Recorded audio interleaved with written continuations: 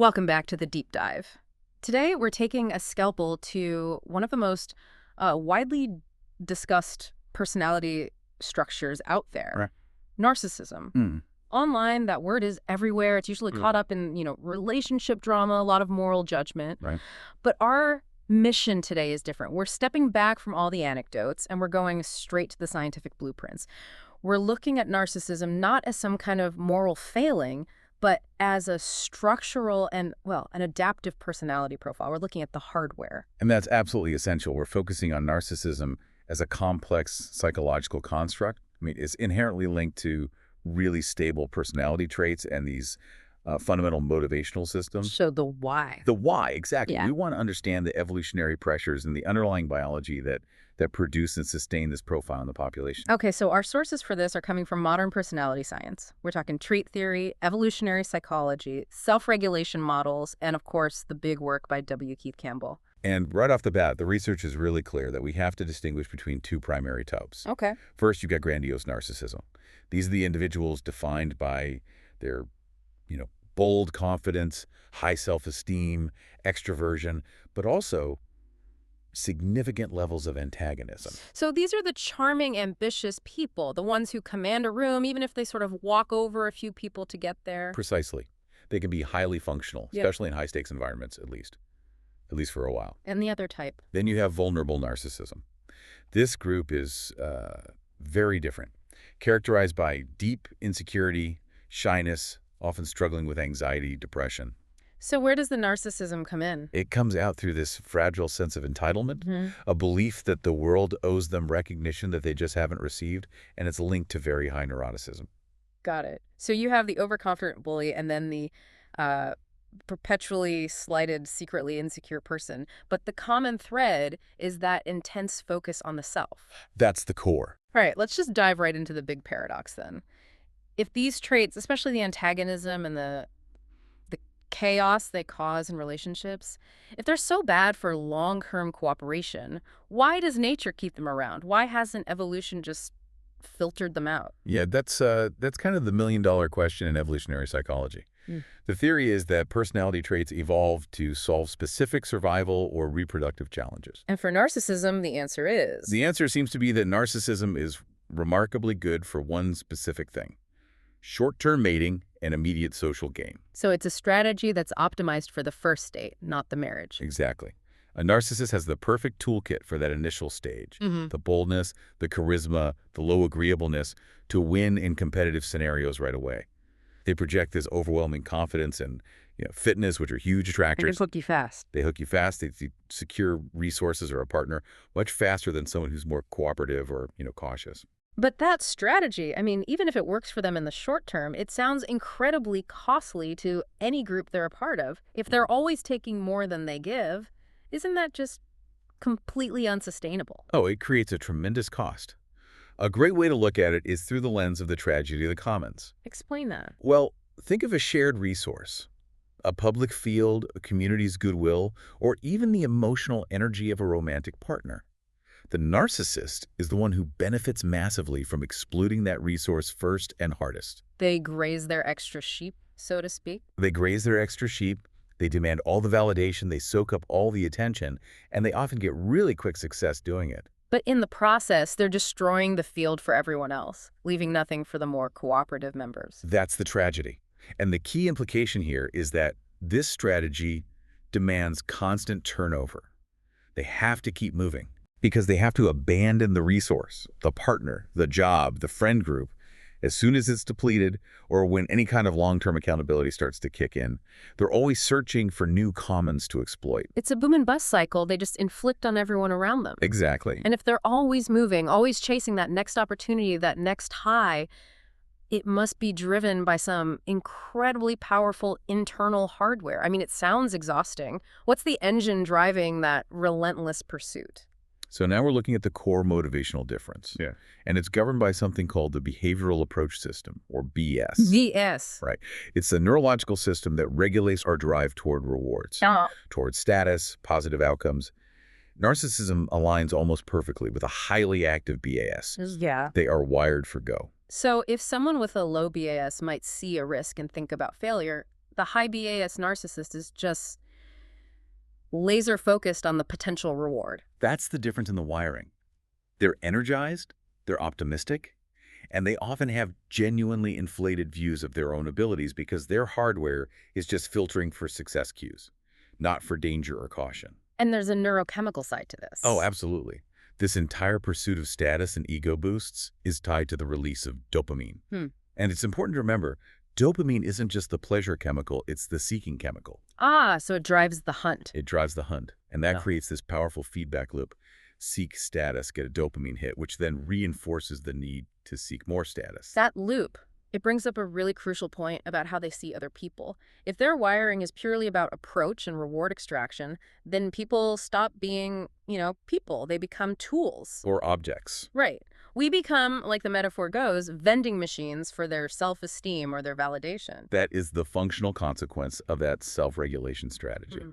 A narcissist sees relationships, love, work, whatever, primarily as opportunities to gain status or enhance their ego, not for mutual connection. It's all about what the relationship delivers to their internal BAS system. Exactly. And this leads to what the research calls the fading goal problem. Why don't these external hits, sex, status, powers, why don't they ever lead to lasting satisfaction for them? Because they're chasing fleeting goals. I mean, true, stable self-esteem is built on intrinsic things, competence, connection, your own internal values, Right. status, sex, stuff. Those are all external hits. They provide a temporary dopamine spike, a great rush, but they do nothing to actually build up the core structure of self-worth. So they're stuck on a kind of hedonic treadmill. A very specific one, yeah. They have to perpetually chase the next goal, the next conquest, the next compliment, because the high from the last one is already worn off. They need a constant supply to maintain even a temporary illusion of being okay. And that constant chase, well, that leads us right to the chaotic, unstable nature of their relationships. Tell me about the pattern the research sees there. It's a highly predictable pattern. The metaphor they use is a chocolate cake. Chocolate cake. Yeah. These relationships start with this massive, delicious rush of satisfaction. The narcissist's charisma, their energy, it creates this immediate, exciting, addictive connection. Okay, I get that part. But unlike healthy relationships where satisfaction tends to, grow and stabilize over time, the narcissistic dynamic inevitably ends in a rapid, full-on collapse. So what causes that guaranteed collapse? What happens after the narcissist captures the goal, so to speak? The motivation shifts. This is critical. In the beginning, the motive is admiration seeking, getting validation. Right, feeding the ego. But once the partner is secured, the motive often flips to rivalry. Rivalry. Yes. They're no longer interested in building the partner up. Now they're focused on making sure they have status superiority within the relationship. So that means putting the partner down. It translates to belittling, making them feel inferior, subtle and not so subtle put-downs. Yeah. Anything to keep the narcissist feeling elevated.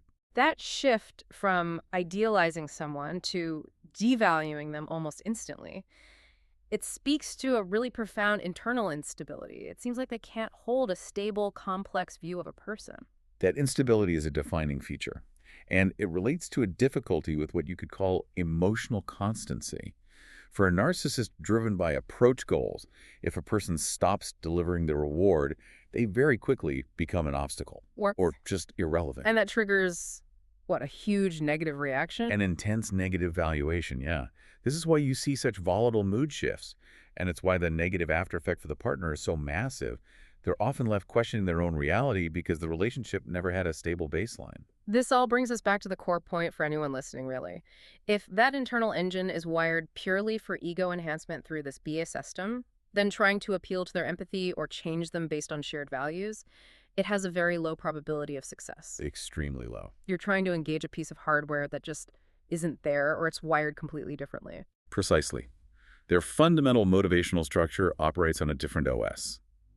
The profile of grandiose narcissism, that high extroversion with low agreeableness, is one of the most stable trait profiles in all of psychology. So you can't really negotiate with a core system that's wired to pick status over connection every time. You really can't. Okay, so if the core trait is that stable, where does the science even focus on intervention? If we can't rewire a grandiose narcissist, what's the goal? The focus is really on harm reduction. managing the destructive side effects. Therapies don't aim to make them cooperative. They aim to reduce the associated neuroticism and antagonism that cause all the conflict. But how do you reduce antagonism in someone who seems to thrive on it? One way is through what's called communal activation. You create scenarios where caring behaviors are actually rewarded and linked to feeling good. You're trying to force their BAS system to find a reward in cooperation, not just dominance. And for the vulnerable narcissists? For them, because they suffer from so much insecurity, developing self-compassion can help manage that underlying fragility. It reduces the desperate need for external validation. It's about teaching them to self-regulate without having to exploit other people. It really seems like our entire culture has been acting as a giant amplifier for these traits. You mentioned social media, which some sources call the narcissist savanna. I mean, it's the perfect environment, isn't it? Social media is literally structured for short-term reward.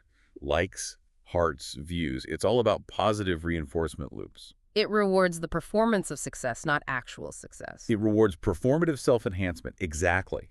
Why would you commit to building long-term competence when you can get the same dopamine hit by posting a highly curated, fleeting status display? It creates a culture where narcissistic behavior isn't just tolerated, it's often celebrated with huge audiences. But you mentioned a feeling that the pendulum might be starting to swing back. What does that look like? We're seeing a counter-movement, Mm. a kind of cultural fatigue with inauthentic performance and shallow status, the rise of genuine mental health conversations, the increasing demand for authentic leadership, even the growth of long-form content that requires substance, not just spectacle.